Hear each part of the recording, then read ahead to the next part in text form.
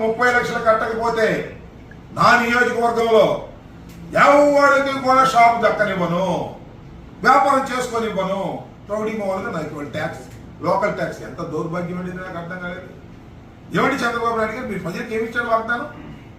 నాణ్యమైన మద్యం ఇస్తా అన్నారు. నాణ్యమైన మద్యం ఎలా ఇస్తారో రాబోయే కాలంలో చూస్తాం. అది సంగతి అట్ట పెట్టండి. ఇదేంటండి అన్యాయం? 30 లక్షల రూపాయలు ఒక షాపు లాటరీలో వాడికి వస్తే 30 లక్షల రూపాయలు ఎమ్మెల్యే గారికి కడితే వాడు వ్యాపారం చేసుకునేటట్టు, లేకపోతే వ్యాపారం చేసుకున్నట్టు ఇంత దుర్మార్గమైనటువంటి సాంప్రదాయాలను మళ్ళా మీరు తీసుకొస్తున్నారు. ఒకసారి తీసుకొచ్చి తుక్కుతుక్కుగా ఓడిపోయారు. 2014-19లో కూడా ఇంతే. అప్పుడు పెద్ద విచిత్రం ఏంటంటే అసలు ఎవడైనా సరే లాటరీకి 2 లక్షల రూపాయలు కట్టే నాకు చెప్పకుండా కట్టి నీ ఊరు కొనంటే అబాయించారు. అట్లా కొన్ని చోట్ల జరిగింది, కొన్ని చోట్ల దాన్ని భిన్నంగా చేశారు, డబ్బులు వసూలు చేశారు, నాశనం అయిపోయారు. వ్యాపారస్తులు నాశనం అయ్యారు, వసూలు చేసినటువంటి ఎమ్మెల్యేలు కూడా నాశనం అయ్యారు, ఓడిపోయి. ఇవాళ కూడా అదే పద్ధతిని వాళ్ళు ఇక్కడ తీసుకొస్తున్నారు. చాలా దురదృష్టకరమైనటువంటి పరిణామం. మొత్తం ఎంత విచిత్రం అంటే మొత్తం ఉన్న షాపులు ఎన్నాయంటే 3396 షాపులు ఉన్నాయి. మొత్తం టోటల్గా నోటిఫై చేసినటువంటి షాపు స్టేట్ వైడ్ గా. దానికి నిన్నటి వరకు అందినటువంటి అప్లికేషన్ ఎన్ని అంటే 8,274 అప్లికేషన్లు మాత్రమే అందాయి. అంటే దీనిలో రాష్ట్ర ప్రభుత్వం, ఏ ప్రభుత్వం అయినా దీ పాలసీ ప్రకారం ఆశిస్తున్నది ఏమిటంటే నాన్ రిటర్నబుల్.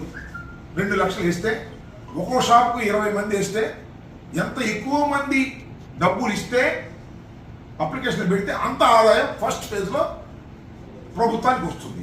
ఇవాళ అసలు ఇట్లా వేస్తే ఊరుకోమంటున్నారు, భయపడుతున్నారు. 30 లక్షలు కడితే మనం మిగలదేమోనని 2 లక్షలు కట్టి వేసేవాడు కూడా వెనక్కి వెళ్ళేటటువంటి పరిస్థితికి వాళ్ళు ఏర్పడింది. దీనికి కారణం తెలుగుదేశం ప్రభుత్వంలో ఉన్నటువంటి ఎమ్మెల్యేలు, మంత్రులు వీళ్ళందరూ కలిసి ఇలాంటి అరాచకాన్ని సృష్టించేటటువంటి ప్రయత్నం చేస్తున్నారు.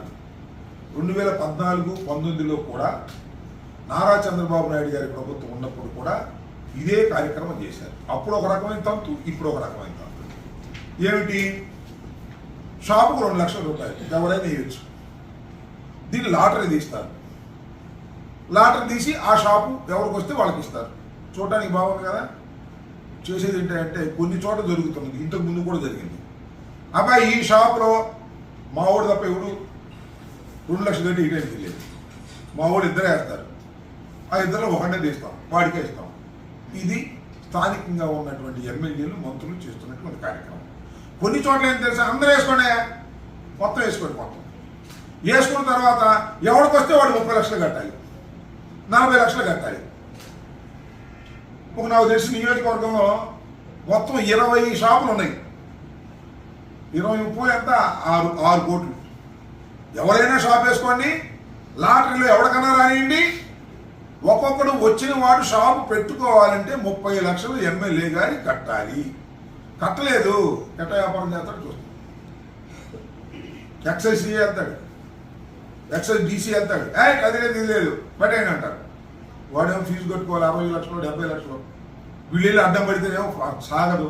గాంధీ వ్యాపారం మనం చిన్నప్పటి నుంచి చూస్తున్నాం. ఎక్సైజ్ డిపార్ట్మెంట్ కోఆపరేట్ చేస్తే తప్ప వాళ్ళు చేయలేరు. వాళ్ళ మీద కేసులు రాసేస్తారు.